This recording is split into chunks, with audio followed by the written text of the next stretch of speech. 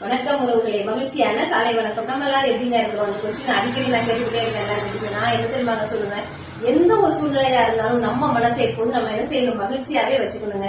நம்ம வாழ்க்கையில சில விஷயங்கள் ரொம்ப கடினமானதா இருக்கும், மனசு வலிக்கக்கூடியதா இருக்கும்.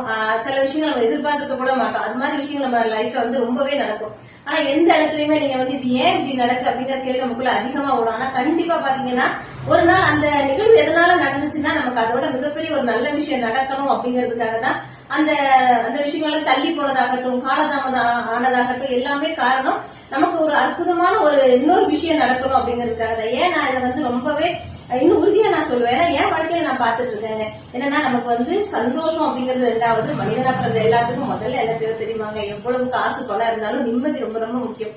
நாங்க நிம்மதியா இருக்கிறாங்க, நான் நிம்மதியா இருக்கிற காரணம் பிரபஞ்சம் தான் சொல்றேன். அதனால எப்போதும் நிம்மதியா இருக்கிறதுக்கு எப்போதும் நேர்மறை எண்ணங்களோட இருக்கும்.